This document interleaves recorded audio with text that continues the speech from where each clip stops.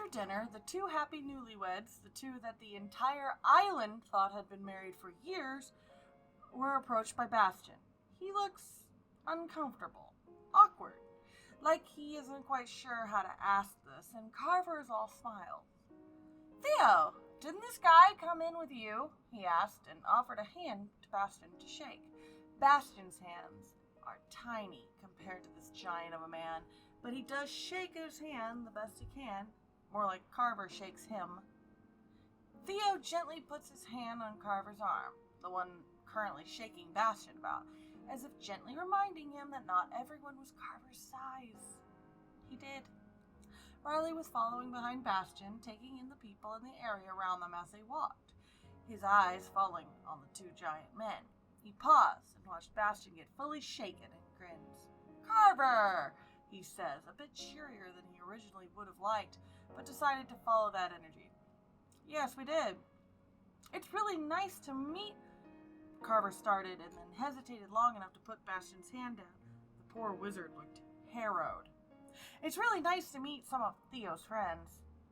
In a fraction of a second, Harold became a slight eyebrow raise and a meaningful eye contact with Theo before a similar bright smile across his face. "Of course, it's nice to meet you too, Carver. The man has said so much about you." Carver lit up. He had no idea it was a lie. He didn't have two wisdom to rub together, and Bastion was an extremely proficient liar. Theo winced at the lie. Somehow, some way, he knew that was coming back to bite him. Problem was, he didn't know how. He probably should have spent time around the group. But, well, what was done was done. People had always been Carver's specialty anyway. Riley's smile broadened as Bastion spoke, and he put both of his hands behind his back and closed his eyes, nodding. "Yes, Carver, he spoke of you non-stop. Seemed so worried we couldn't possibly say no when he asked us to go with him and help." He opened his eyes and kept them locked on Carver's face. "You are just as handsome as he described." Carver turned pink and looked away while rubbing the back of his neck. "Oh, he stammered, and when he glanced away, Bastion made meaningful eye contact with Theo and held up 2 fingers. 2 dinners. At least their extortion wasn't anything too extravagant.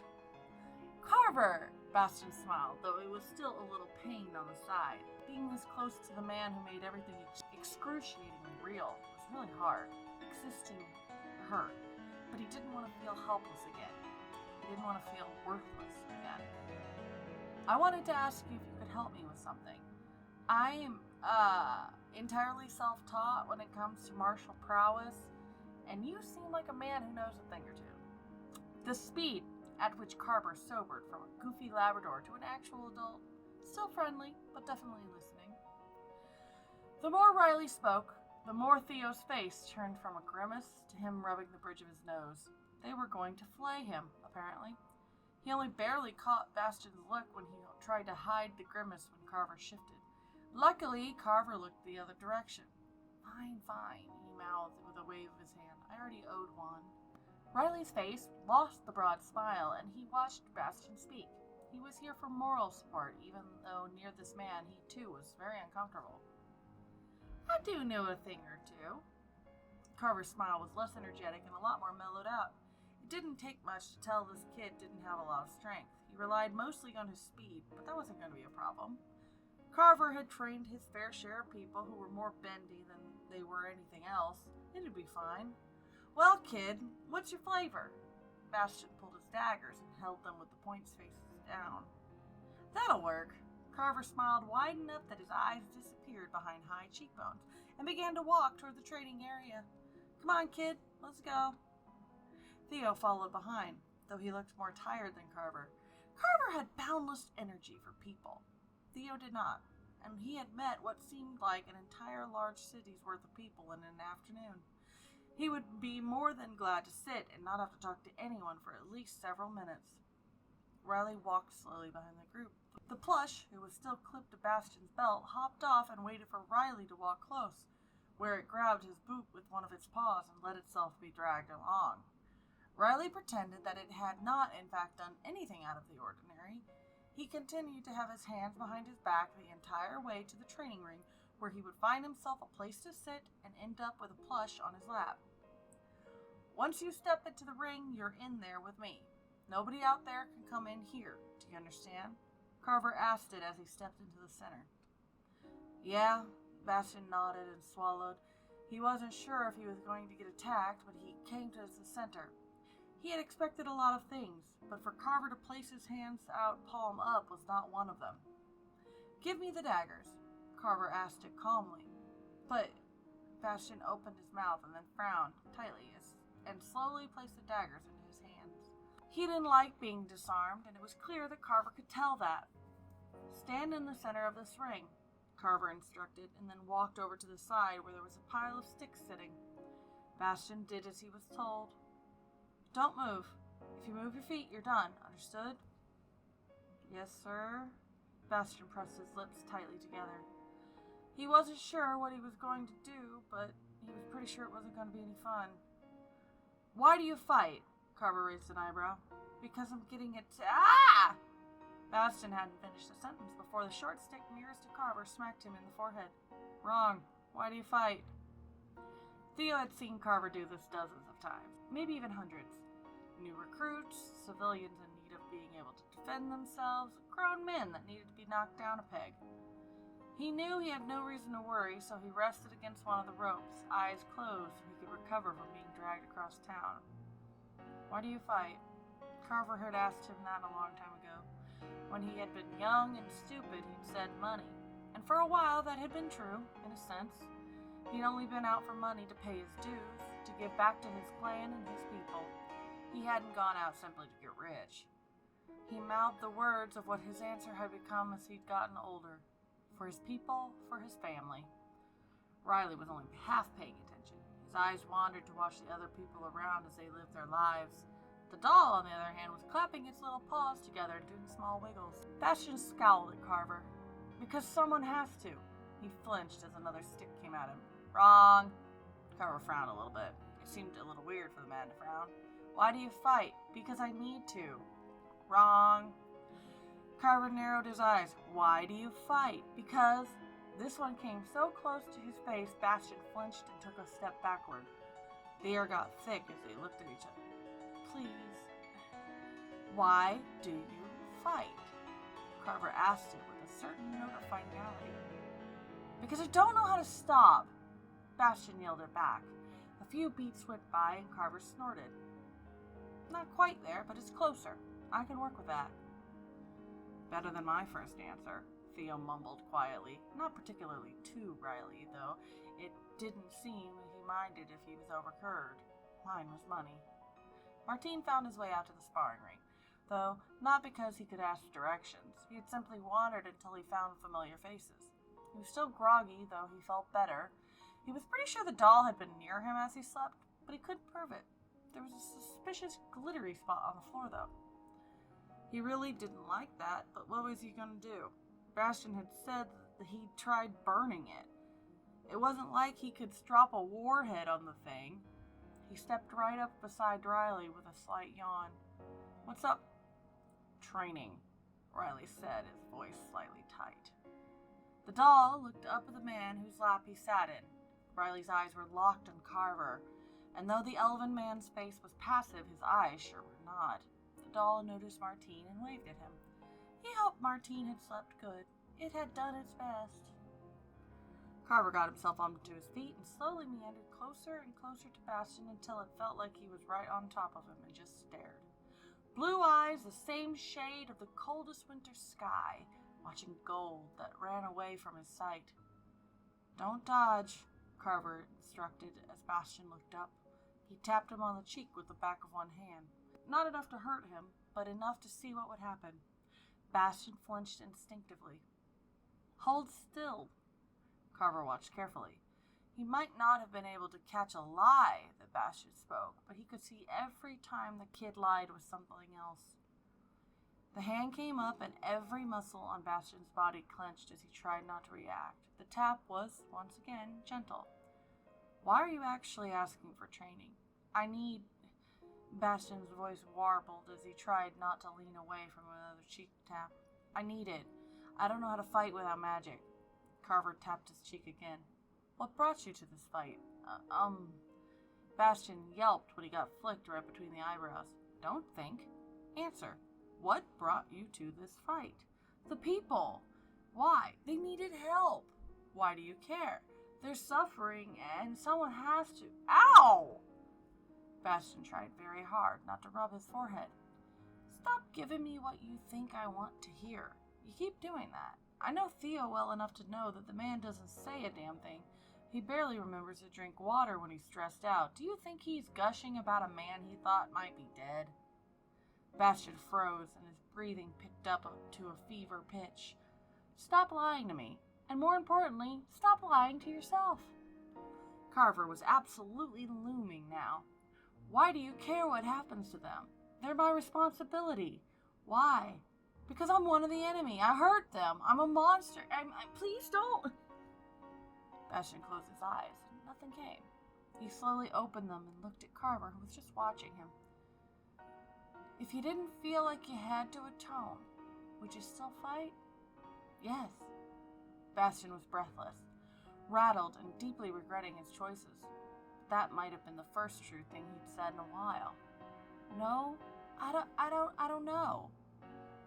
Carver was quiet for a bit, and then he frowned. If atonement was all you were after, you wouldn't be standing here right now, in this ring. Theo fell quiet again, though he did open his eyes to look over as Martine approached. He seemed to have slept, at least. That was something Theo had quickly learned staying in the same room. Most nights he just seemed to lie awake, trying not to wake anyone else in the room. In the moments before Theo's mind finally stopped and when he fell asleep, he could hear the way Martine shuffled and sighed, and sometimes got up to leave the room entirely. His eyes shifted back to Bastion and Carver. Carver wouldn't hurt that kid. Not on purpose. Not someone who flinched like that. Martine hummed and watched, though he couldn't understand what was said. Theo wasn't far, leaning on the ropes, completely relaxed, but Riley looked like murder might be on the table. Martine waved at the doll, almost by instinct, and then he seemed to realize what he'd done, turned his focus back on Bastion and Carver. His hand that had waved slipped up to the amulet around his neck, rubbing the back with his thumb. The amulet still felt wrong, especially without the scythe, but somehow still made him feel better as it always had. It was warmer than usual, but he was on a tropical island and it was metal. It wasn't weird for it to be warm. The training wasn't like anything he was used to, but so long as that guy didn't hurt Bastion, he'd leave it be. Riley's eyes had narrowed slightly at every addition of distress. At Bastion's "please don't," there'd been a growl from behind Theo and Martine. Martine would be damn sure that it come from the doll, and would be confirmed of that if he turned around and saw its ears down and an angry look on its face. How button eyes could look like they were angry eyebrows, his brain would never be sure. To Theo, that growl sounded eerily familiar, but he would turn around and any large reptilian beast capable of such a growl would not be visible, just Riley looking slightly confused and an angry-looking doll. Carver stood there, watching every micro-expression on Bastion's face, watching him as he learned himself in the same moment that Carver did. Why do you fight? Bastion looked up sharply when the question returned and he swallowed. Because he'd gone through all of the answers he thought were right and none of those worked here. None of those had applied. Because I want to. Carver raised a dark eyebrow and knelt so he was looking Bastion in the eye. Because I choose to. Bastion was almost hyperventilating, as if the answer was something he was learning in real time. Because I choose not to be who I was. Bastion hated that Carver was as tall as him, even down on one knee. I choose to be different. I choose to change. I choose to be who I am. The silence was heavy between them, and then Carver huffed a breath of air out of his nose and reached into his waistband to retrieve the daggers. There it is. That's the truth. He offered them hilt side over to Bastion. Why do you fight? Because I choose to. Let's see what your form looks like. Carver stood up and took a few steps back. Theo looked over, a knee-jerk reflex at the sound of anything even remotely reminded him of a beast. Tibbs growled next to him, and Theo put his hand on the dog's head with a quiet command that sounded like, leave it. The growl cut off and Tibbs looked up, tongue rolling out and tail wagging. Theo's attention turned back to Carver and Bastion. Martine took a step sideways away from the doll. He had already acknowledged the damn thing too much today by waving at it. He definitely didn't like that Bastion was in distress, but he had to be that guy once upon a time. The very moment he'd become a team lead, he'd been pushed into being the bad guy sometimes. What he'd seen of Bastion, that kid would never have let Carver have those knives unless he'd handed them over willingly, just like Jules never would. Martine stepped back closer to Riley and the doll and then squatted down. He regretted it instantly as his knees protested, and rather than stay in that position, he sat. Riley put his hand on the plush's head and started to pet it like one would a cat. And like a cat, every time he stroked his hand over its head, the ears would pop back up until it no longer looked as angry. It didn't relax, but Riley was able to at least release the white-knuckle grip he'd had on the wood he sat on. From there on out, it was actual training. Carver taught Bastion how to move his feet, how to actually feel the rhythm of battle, how to shift back and forth and follow Carver around the battlefield. It was frustrating that the man was capable enough to deflect daggers with his bare hands and never once get cut. But Bastion also wasn't actually trying to draw blood. Back and forth, round and round, gentle adjustments to his form and how he moved. Bastion wasn't bad to start with. It was clear that he'd spent a lot of time dancing once upon a time. Most of the locals Carver had encountered had a pretty good sense for rhythm and where their feet needed to be so they don't get tangled up. Carver pulled out a wooden sword from the training ring and began to actually sit there and work on Bastion. And the amount of little red spots the kid had on his arms and cheek by only a half an hour was impressive. "You're gonna have to work on your guard, kid." "I don't usually have to worry about it," Bastion growled as he tried to catch his breath. "I'm usually too fast to get hit." "What's stopping you now?" Carver asked and raised an eyebrow. "You're still fast, kid. You're holding back because you think you can't do it anymore." Bastion snarled and lunged. Carver pushed the terrible form with one well-placed tap of the end of his practice sword to his forearm and a foot. Bastion had no choice but to trip over it. He ended up sprawled out over the ground. It was hot. Bastion was frustrated, and Carver looked like he hadn't even registered the fight, much less broken a sweat. "I can't do it anymore, and that's your fault!" Bastion snarled. "Why is that?" Carver raised an eyebrow. "You take everyone's magic!" Bastion was red in the face and sweating, and his hair was sticking to his forehead. "I make everyone be honest with themselves and the world around them," Carver frowned. "And that's something you've never had to do before. Of course it's uncomfortable." Martine was suddenly once again aware of something missing. It was never something he'd noticed before it went away. He wasn't sure what to do with that knowledge. Had it always been there? Was it Babs? Lily? He leaned back and stretched out his legs. Maybe Bastion could help him later. Riley took a slow breath and pulled his fingers fully from the wood before he cracked it and placed both hands on the plush, pulled it up so he could just hold it to his chest. There was a soft purring from inside, and he chose to focus on it. Just the purring, nothing else. Bastion made a growl of irritation and finally got frustrated with the situation of being entirely too warm. "I'm not like you. I'm not strong without the magic." "But you came to me to, what, become strong?" Carver almost laughed as he asked. "That's not why you're here." He moved inside of Bastion's guard with the precision rush of a fighter who had been an apex predator for a very, very long time. It earned Bastion a bright red mark on his forehead. Bastion got caught on his shirt and finally lost his composure and ripped it over his head and then threw it to the ground. His chest was bound down in a pile of bandages and the golden scars laced over all of the visible parts of his chest. "If you know me so well, why don't you tell me why I'm here?" Carver rolled his shoulders and evaluated the scene and then shrugged. Nothing about that changed anything that was happening here. "You're here because the more uncomfortable something makes, the more you need to live in it until you overcome it." Bastion's face crinkled into a snarl, and just for a brief moment, his scars lit up and he flickered forward, and reality hit him. He cried out and crumpled to the ground. Bastion. Carver's voice got a little bit softer and more understanding. You're never going to brute force this. You're not built that way. You're fast. Use that too. Bastion had flipped over the moment that Carver came to check on him to press the dagger up to his throat.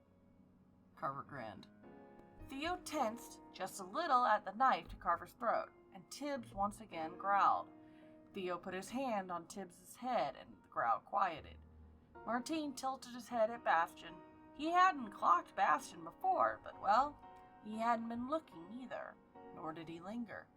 Bastion was Bastion, just as on hell was on hell. That was all Martine needed to know. When Bastion caught Carver off guard, he chuckled. Well played. The shirt that had been tossed to the ground started shifting and then walked off toward the edge of the training ring, where it struggled to get out because its shirt caught, and a tiny white kitten under it popped out, fell over onto its little face, squeaked, and turned to growl and pulled on the shirt until it came loose and continued to drag it toward Riley and the plush. Riley reached down and grabbed the shirt, pulling the kitten up with it, who hung there wiggling its little legs. He sighed and grabbed the kitten, placed it on top of the plush, for the kitten to vanish from one moment of the shirt being to the side to when it was semi-folded, and held in Riley's hand while he kept the plush to his chest. His eyes were focused, but his mind was wandering. I need you to stop thinking so hard and start trusting yourself. Carver stood and offered Bastion a hand. The young man took it and allowed himself to be bodily lifted back onto his feet. I'm not telling you to react. I'm telling you to choose. You came to me to teach you how to still be you when all the chips are down, right? So trust yourself. Choose yourself. Let's try this again from the top. This time when Bastion moved, he moved with intent. He was fast. He'd always been fast. He didn't need the magic to be fast. He was laser focused on Carver's shoulders. The man telegraphed what he would be doing with his shoulders. It wasn't going to be clean, of course not. Carver had 20 years of experience on him, but they were finally in a place where he could actually make some progress.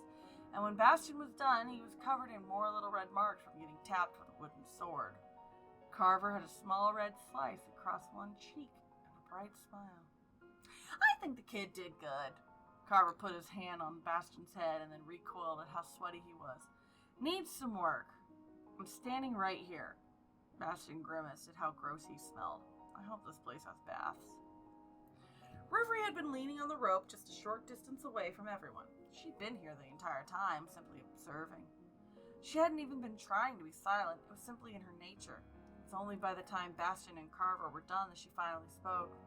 You'll need one. I can smell you from here, she teased, though the tone was flat. Theo smiled and finally pushed off the ropes and ducked between them, with Tibbs hot on his heels. You did good. Better than my first time. He'd been 20-something, cocksure, and Carver had handed him his pride and dignity on a silver platter. He shouldered his sword and nodded at Carver on the other side of the ring to give Bastion an escape if he wanted it. It's been a while. I'm rusty.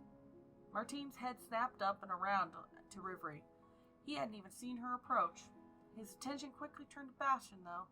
He really needed to learn common so that he could understand what was said without having to have it translated. It took Riley a hot second of controlling his startled response to glare over at Rivery and then translate for her. He sighed and placed the shirt on the plush's head and then his face into it, taking slow inhales through the fabric. Bastion put his ears down and mocked her like a younger sibling before he nudged Riley with one foot. I need a bath. Come on, we gotta find clean water. Carver grinned from ear to ear when Theo asked to spar and grabbed his own sword with an enthusiastic yes. Theo stepped away from the others and squared his stance. He hoped Carver wouldn't embarrass him too badly. He had been staying in shape and taking contracts the last 5 years, but Carver had always been stronger than him. Martine looked over at Bastion and Riley, contemplating also finding clean water and getting the sweat off of him. The way his knees cracked again when he stretched them out suggested otherwise. He sighed and decided to figure it out later. Rivery was amused by Bastion's response and simply shrugged. Why she found such interest in joining the teasing of others she did not understand. It was something she would focus on when she had time and was not in another new place. For now, she would just write it off as a later problem. Riley stood and dusted himself off, tossing the plush over to his shoulder. Yeah. He passed and looked Bastion over. I'll make sure to get you healed up, too, once we have access to magic again. It didn't really hurt, Bastion sighed. I mean, unless you count my pride. That part hurt. He glanced over at the group and gave a half-assed wave and then started to try to find the buckets and wells Carver had been talking about. Theo waited for Carver to approach and ready up before he offered a grin and readied his sword. I'm rusty, so try not to beat me too badly, okay? Oh, okay, Martina's talking to Bastion. Okay. It always does. My commander used to use 2 knives. Martine patted his K-bar. Used to embarrass me all the time. Martine looked back to the pair in the ring as they squared up. Part of him wanted to watch the match. Part of him wanted a bath. Bath won, eventually. He grabbed the rope and mentally counted before hauling himself up. His knees didn't crack again, thankfully. I think I might come with y'all, if you don't mind, that is. This heat is awful. Riley slid the plush off his shoulder and hooked it onto Bastion's belt, his hand lingering for just a moment before he forced it back to his side. He then handed over the shirt without a comment or thought. He was sure Bastion would not wish to put it on. He didn't have to. Hold still. It was soft, but it wasn't gentle. The word settled somewhere, catching his chest on the way out. With his other hand, he pulled his sleeve up and unhooked the first bracelet, releasing something small and fragile into his palm. Keep this warm, will you? He asked, passing it to the plush. It took it easily, like it had done so before, cradling it in his small paws. A thought, just one, that's all it took. Something sharp lingered in his mouth, something that lingered too long. That means we have the possibility to live till 30. His jaw tightened. The cold came quickly, blooming beneath his ribs and climbing up his spine until it caught in his lungs. The inhale stuttered, shallow and tight, before he let it go. The air that left him wasn't warm. It drifted over Bastion in a thin, quiet mist, cool enough to steal the heat from his skin. Not harsh, not biting, just enough. A faint trace of frost clung to where Riley's breath passed, gone almost as soon as it formed. When he pulled back, he didn't look at Bastion right away. Another breath, slower this time. That should do it until we find some water. His voice came out low, steady, something close to gentle if you didn't listen too hard. Bastion looked behind him when Riley told him to stand still and then regarded Martine. Carver mentioned something about a bucket we could use to wash, and well, honestly, with how I feel, everyone's going to see everything at this point. They can just suck it. He was stopped by the cool mist moving over him and the way it seemed to sap the heat right out of him. Cold, gentle, it rolled over his shoulders and Bastion felt goose flesh prickle all over his skin. That's nice. Bastion's eyes rolled up and he leaned on Riley to catch his bearings. Going from overheating to rapidly cooling was a fast way to suck all the energy out of someone. Thank you, he mumbled and yawned wide enough that all his canines were shown, both sets. Bastion reached out and took a bit of Riley's robe so he could follow him around while the residual cooling effect left him seeky. How'd you do that? It dawned on Bastion that no magic should be possible near Carver. Carver and Theo were putting on quite a show in the ring with swords flashing and clanging with speeds that couldn't be matched by anybody but their giant race. Martine looked over and then shrugged. If anyone says shit, well, he patted his K-bar. I'm sure we could persuade them otherwise. When Bastion brought up the question of how, Martine looked over to Riley. How did he? Speaking of magic, I might need to talk to y'all at some point. Because every time I get near Carver, I have something go missing that I didn't know was there to begin with, and well, feel like maybe I ought to figure that out. A particularly loud clang brought Martine's head up and around to watch Theo and Carver fight. They moved faster than men their size had any right to. Theo was on the losing end, if Martine had to guess. Each time they locked swords, which wasn't often, and looked to be something Theo was avoiding, Theo slid back a few inches. Carver's sword was massive in comparison to Theo's, which was saying quite a lot, given that Theo's was taller than him. Riley turned to Martine. Not everything that looks magical is, he said simply, and turned to Bastian, his eyes taking in Bastian's condition before he returned to talking to Martine. As for what you are missing, well, that's one way to figure out you have magic. He started walking. They needed to find water, clean water. They had been told about wells and things of that sort. They had to be easy to find, at least he hoped so. It was not easy to smell for water when they were surrounded by it, so he had to go by what made sense for the town. It had to be close to the center of the living areas, at least he hoped so. Bastian followed him around, and whenever he stopped to look around, Bastian leaned on him, because part of his whole elemental thing was that it stuck around for a while. So he was cold, and Bastian was warm. Both of them would know the moment they got out of Carver's anti-magic zone, because Bastian's golden lace scars slowly began to glow once more in the setting sun. I appreciate it, Bastian mentioned to Martine, though he sounded distracted. Heat stroke would do that to someone. The glowing gold and his ability to prestidigitate more cold into his pulse points helped a lot. The wells that Carver had been mentioning were in the middle of town. Nearby, a huge river delta from the Thamesis emptied out. It was marshy over there, and the locals would tell them that it was a bad idea to head to that side of the island, the north side, ironically. But the water that came from the wells was cool and clean. There were a few wooden dividers up so that people could bathe, and a few large basins inside the dividers if they wanted to fill them. They were designed for people who started at 6 feet, so it was likely that 2 of them would be all the group if of 3 needed. Yeah, I don't know where it came from or how to use it, but I guess I have it. Martine shrugged. Then he waved his hand at Bastian like a fan, trying to help him cool off. Martine was used to the heat, even if he didn't care for it, but Bastian seemed to be suffering, and keeping him cool was more important. He paused and glanced at the other 2. I can face whatever direction makes y'all more comfortable. He just wanted to be clean and less sweaty for a bit. Riley turned to Bastian and then shrugged. I personally don't care. If you get an eyeful, that's something that has to live in your brain. I already know what we look like. We bathe often. He walked over to the large basins and then looked them over very well. These 2 look like they haven't been used recently, or they dried really quick. He turned to look at the other 2. Do we want hot or cold? Things don't really dry here, Bastian snorted. Not with how wet the air is. He glanced at Martina and shrugged. As long as you don't make it weird or start treating me like a girl, we'll be fine. It's not like there's a lot happening. He glanced down at his bound chest. There wasn't much being bound, if he was perfectly honest. It was mostly to avoid the constant reminder that came from random wiggles. I want it cold. Bastian dipped his foot in, and then grimaced. But not that cold.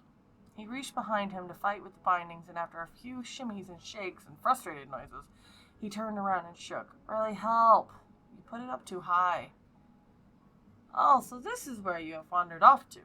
Croya had been attempting to find the group for some time, and was simply glad to have found them. She hadn't known to check where they had been sparring, but she had been preoccupied by sleeping with the cute girl against her chest. Martine shrugged. I have a son like you. He tapped Anhil's name on his finger where it sat higher, and was separated by arias by a thin band of pine trees. I don't care who you were born as. I care who you tell me you are. He snorted. Not that I'd treat you differently either way. I've got a daughter tougher than several of the grown men I've trained. His smile turned bittersweet at the thought of Angie. He turned away before he got too deep in those thoughts and pulled his shirt off, revealing the rest of his tattoos. His shirt only left the ones below the elbow visible, but not the rest of the sleeve, which appeared to be creeping onto his chest and back.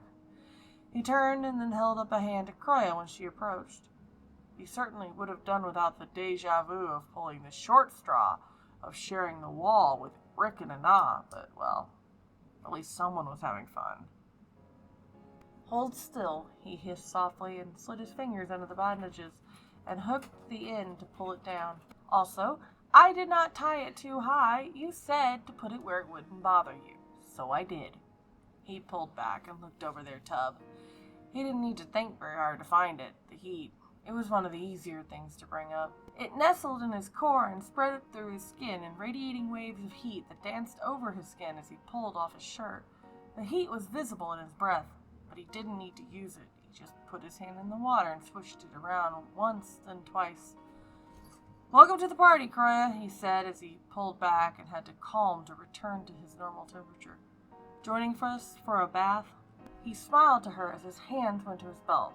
The doll held its tiny paws up, and he grabbed the item he had given it and returned it to the net on his wrist. The moment he had it, the plush hopped into the water with impressive speed. Kroya nodded with a smile. "Yes, being clean sounding very good," she offered, glancing to Bastion, as she had arrived in the middle of a conversation. "My brother was born as you are. My people are allowing of choice.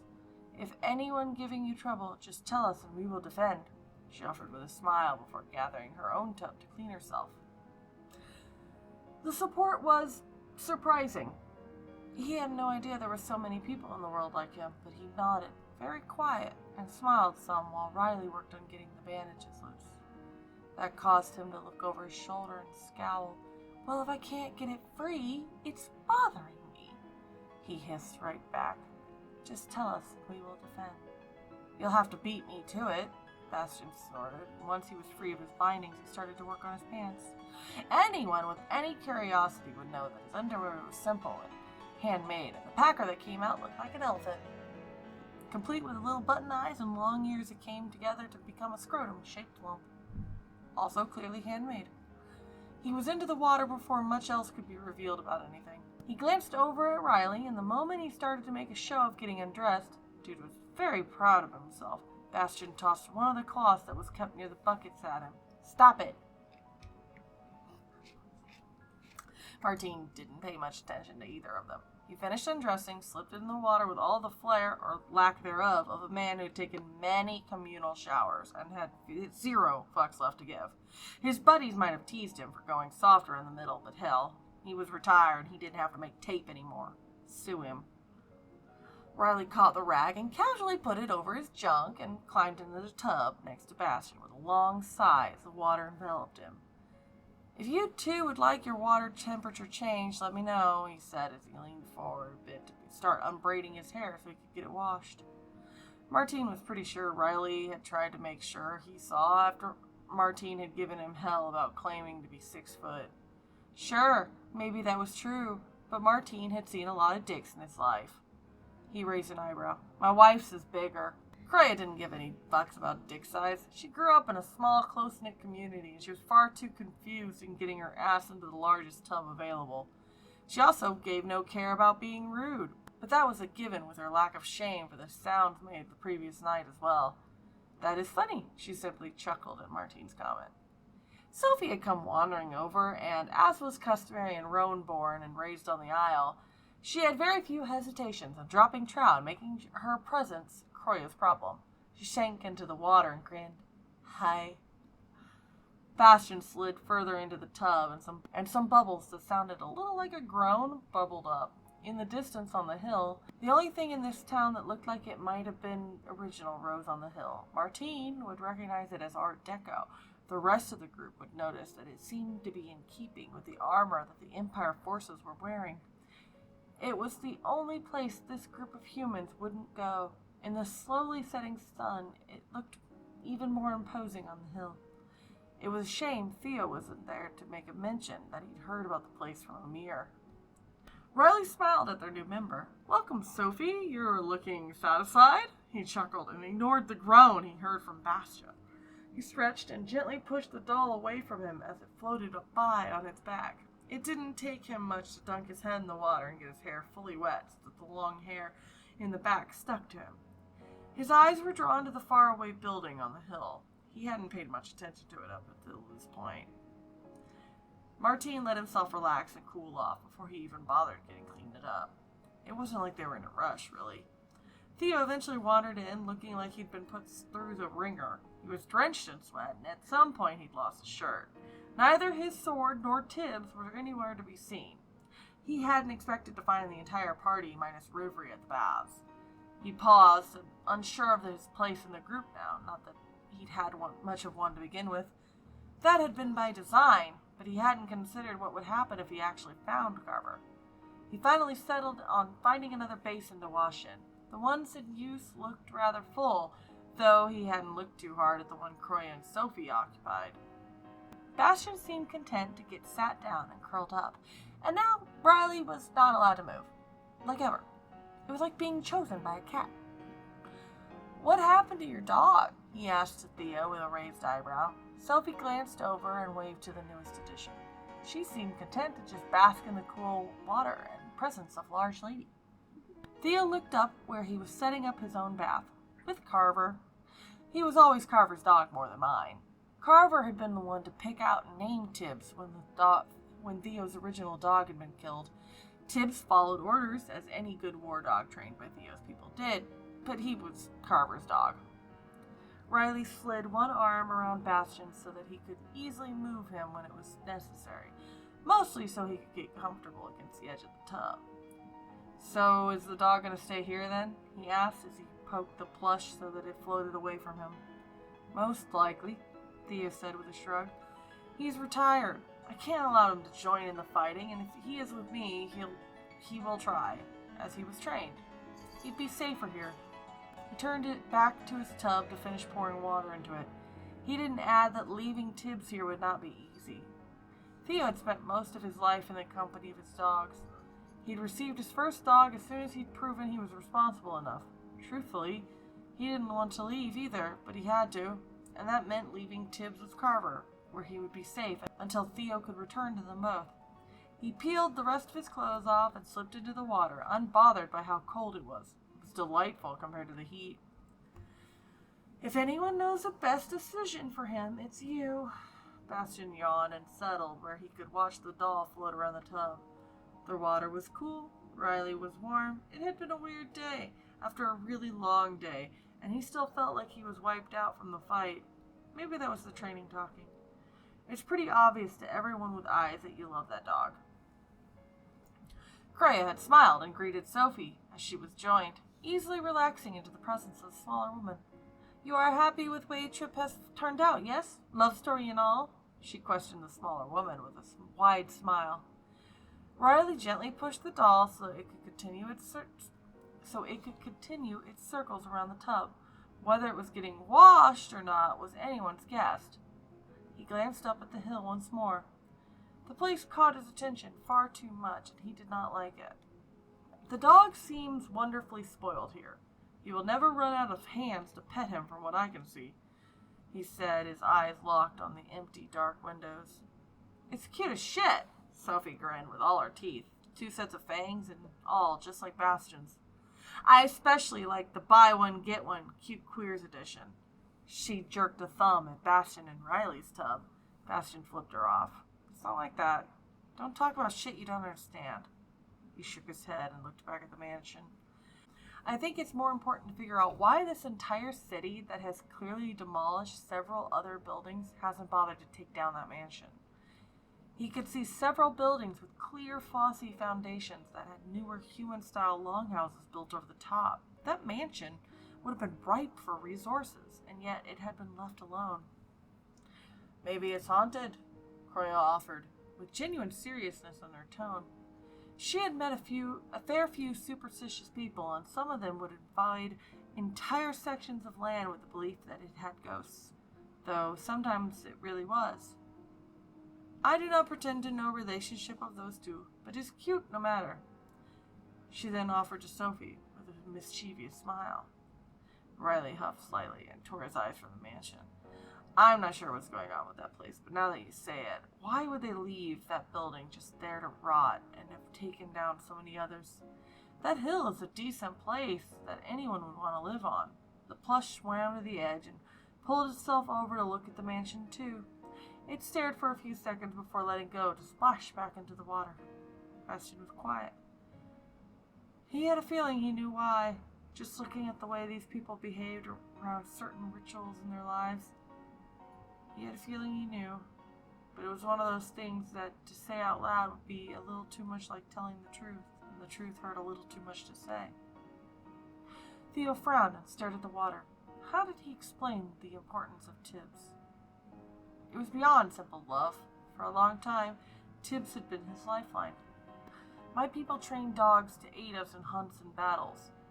My sword I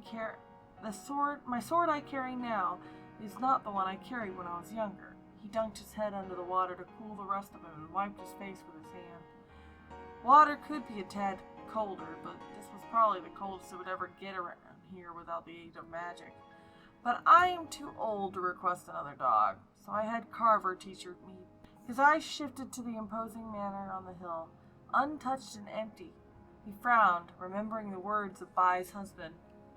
When I was looking for information about this place, the manor was mentioned. Bai's husband is from here. His family worked there for the Lord Regent. He said that many generations were immortalized there. Theo could only guess what that meant, but having seen the magic being wielded against him, he has few guesses. None of them good. Riley heard the words immortalize, and a cold shiver ran through him. His hands gripped Bastion a little tighter. There were pieces in his mind locking together with this information that he didn't like, information he'd been given long ago that fit with this new information. They likely leave it alone for a good reason, then, he said softly, pulling one hand from the man in the tub with him and scratched at his neck and chest as he considered all of the things that could mean. His eyes stayed on the manor as he scanned the windows and all the openings he could see for evidence of his theory. Bastion felt Carver before he heard him. I put Tibbs down for his nap, Carver chirped as he hauled a bucket around and filled it full of water for himself. He was too big to share and he wasn't going to try. What did I miss? Why do you guys avoid that mansion? Bastion asked, gestured. You mean beside the fact that it's definitely haunted? Carver raised an eyebrow. Arone told us it was a graveyard. Didn't really elaborate. We don't fuck with graves. He was in the water so fast, all anyone saw was lily-white ass. The Empire really wants whatever's in there, though. Croya laughed. I am right. It's haunted, she said proudly. She may not know the actual reason behind it, but she could feel superstition towards the place. It was reminiscent of home. Martine seemed to snap awake when Carver approached, and that feeling nestled in his chest that he'd become acutely aware of snuffed out. That, now he was paying attention. The sense of warmth and comfort that came from his amulet seemed less real. Something told him if he died right now, there would be no one on the other side to drag him back. Theo never felt Carver approach like the others did, but he saw the mage's tense. Theo raised a hand as he came around and seemed to relax some.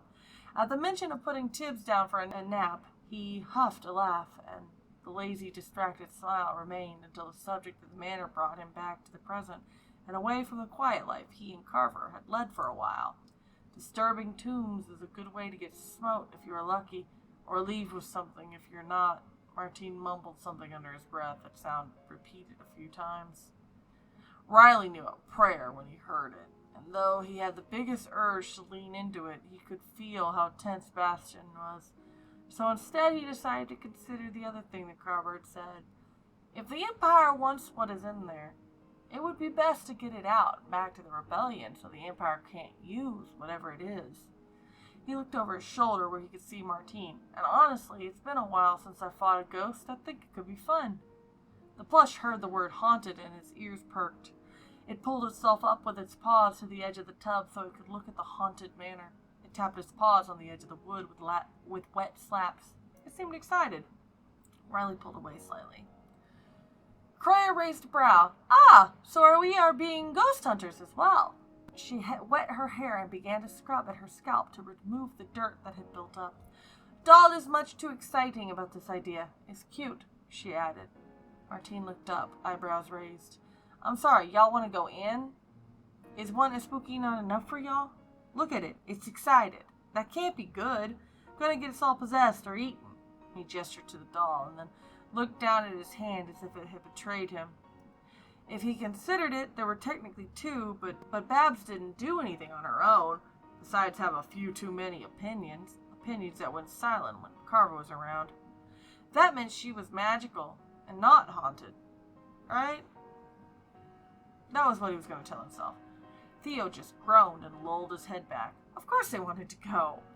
This was definitely payback for the Empire mages. Possibly Carver. The doll turned to Martine and then looked behind it, and then back to Martine, and placed a paw on its furry chest as if it did not know that everyone found it creepy. Riley, on the other hand, shrugged. I'm sure if you get possessed, we could just beat the ghost out of you. Usually works. Croya shook her head, placing her hand on her chest.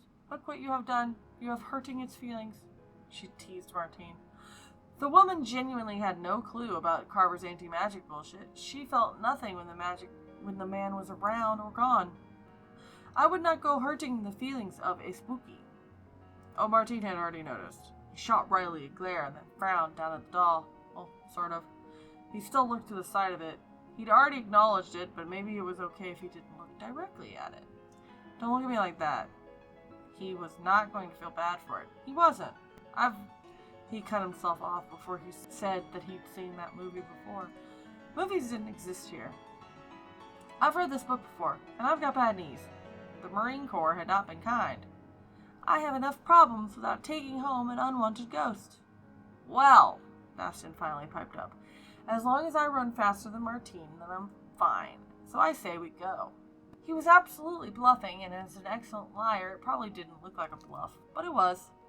Besides, I think we should all sit with the fact that the creepy doll is still a creepy moving doll when Carver is sitting right there.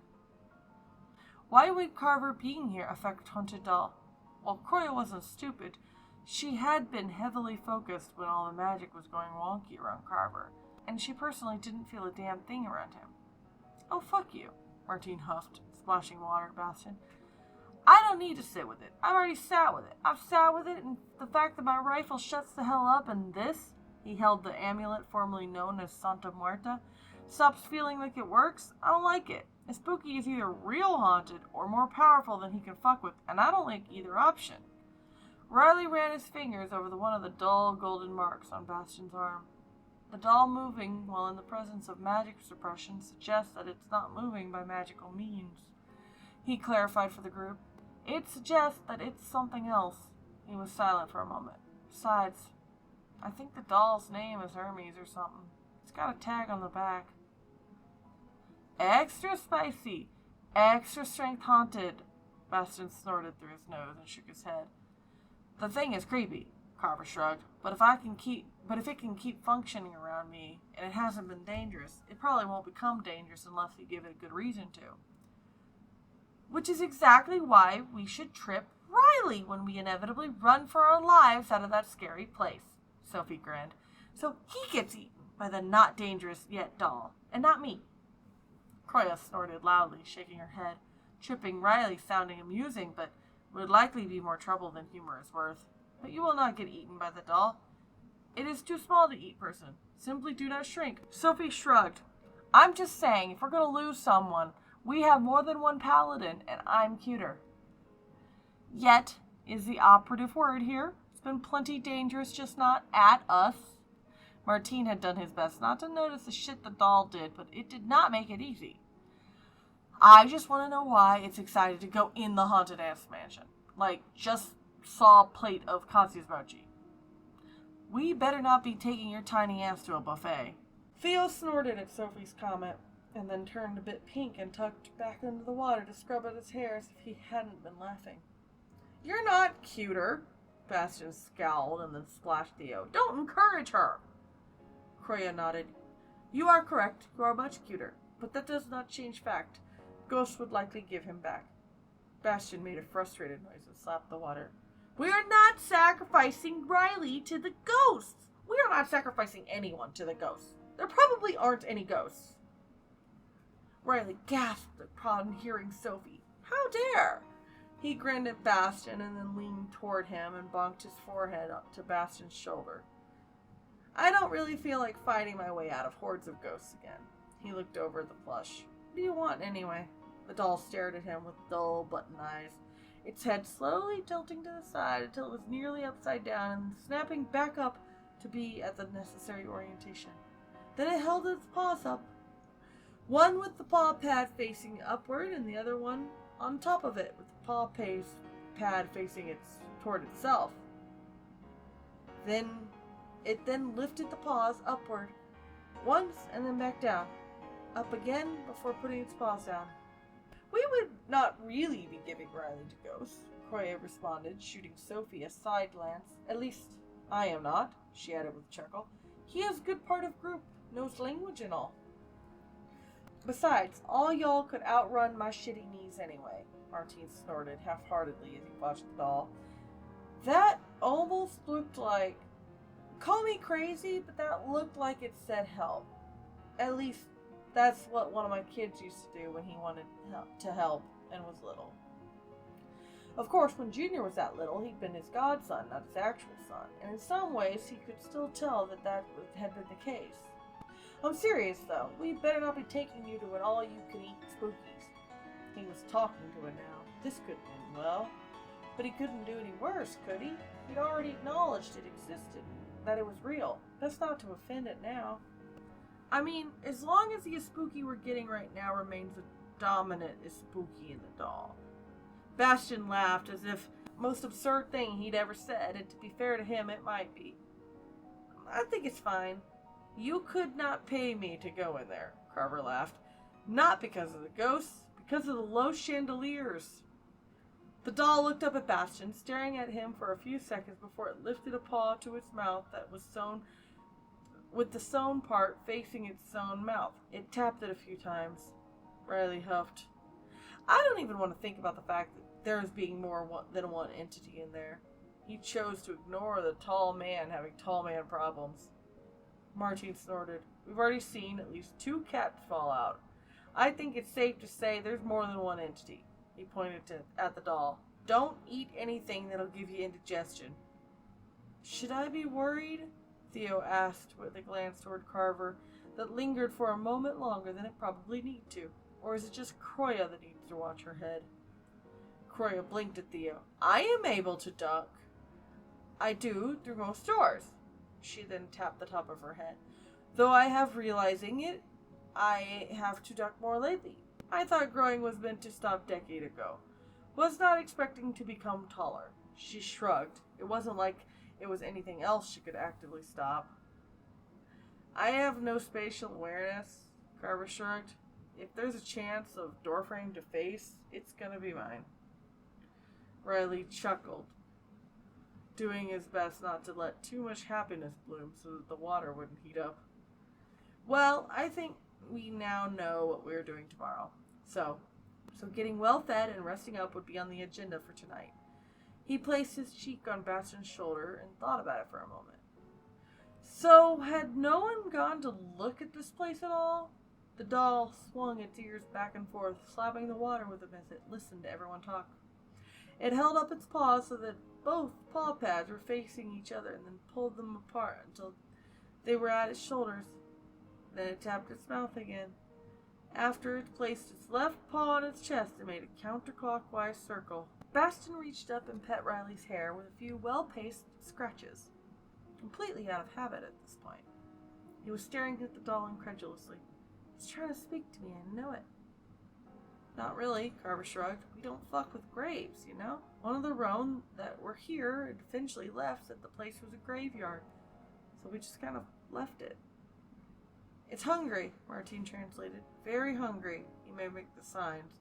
Hands together then apart. Large. He tapped his mouth and then rubbed his stomach. Hungry. It's signing. Theo snorted and then laughed. He'd honestly forgotten that was a problem Carver had.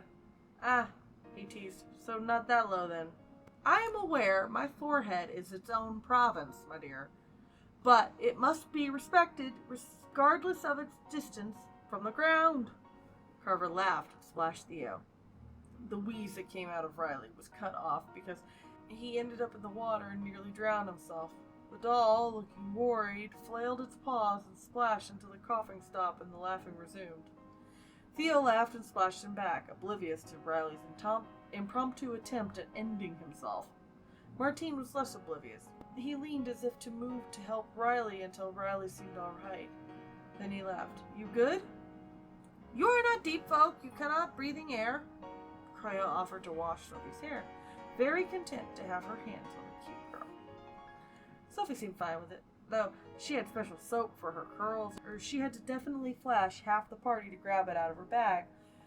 Once it was gotten, she offered it back to Croya. Riley, I cannot save you if you drown, Bastian sighed, helping to beat on his back and get the water out of him. Carver just kept flirting with his husband because, honestly, he missed it. It was nice. Riley continued to cough a bit, though it came out as steam now that he was laughing. The water was warming up as well. It wasn't my intention to try and breathe underwater. My body failed me. The doll returned to staring at the manor as it ignored everything else for now, though its ears would twitch back anytime anyone said anything.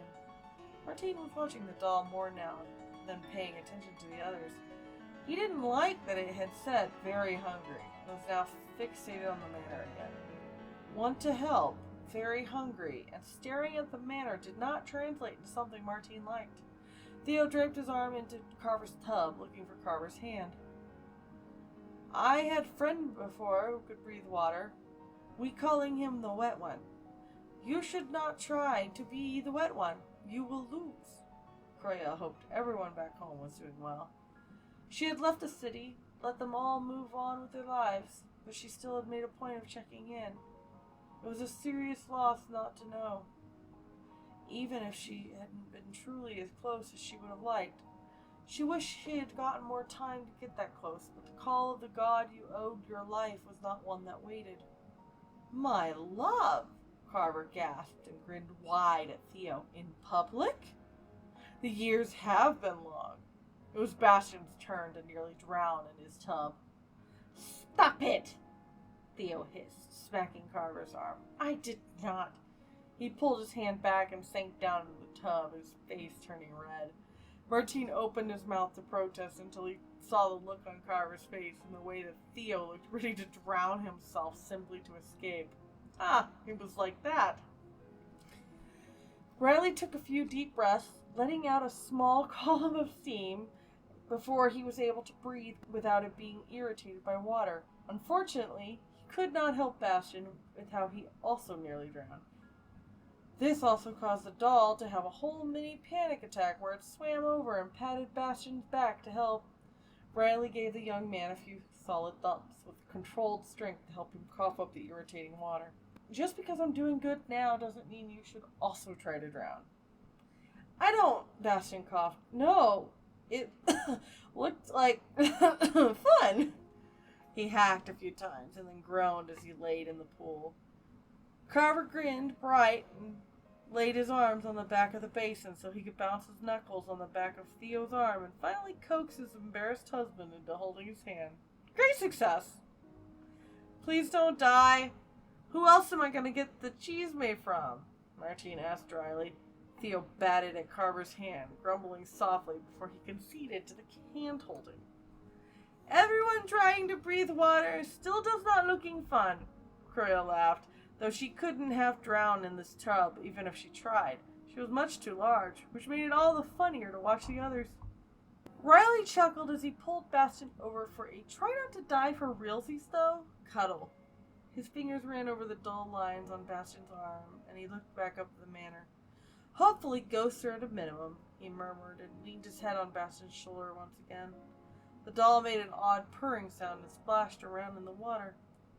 Not that anyone had ever really glanced at Bastian's chest, but if they had, the golden crackles seemed to come from a merge point directly over the sternum, with rippled skin like a scar that took up a pretty massive section of real estate. When Riley rubbed the gold, he felt the fatigue of the day starting to catch up with him. Hopefully, Bastian muttered and closed his eyes. If you fall asleep in this tub, you're doubly likely to drown, Sophie commented as she reclined on her side. Maybe we all ought to go to bed. Carver was just holding Theo's hand like he didn't have a care in the world. Sleep sounding very good in my opinion. I slept most of day and could sleep longer. It has been heavy few days, Croya agreed, and she could see the others felt the fatigue as well. I could use it now, Martine huffed softly. He hadn't been awake long, but he'd had hell sleeping as of late if he wasn't dead on his feet. Theo glanced over, then nodded. I will meet up with all of you in the morning. For now, he was content to relax in the nice cool water with Carver nearby. Riley nodded and gently nudged Bastian. Well, we take our haunted doll and head back to the hall to sleep. He started standing, his hair sticking to his back as water ran down his skin. Can you grab the cloth? Bastian reached toward the drying cloths that were just out of reach. Really, please? He would have just mage-handed it to himself, but, well, Carver. Unlike most of the other row, Sophie was giving everyone full frontal, and her carpets did match the drapes. Bastian seemed very modest. Whether that was due to his gender expression or his unique upbringing was hard to say. Carver was content to stay out with Theo and go wherever he was going for the rest of forever.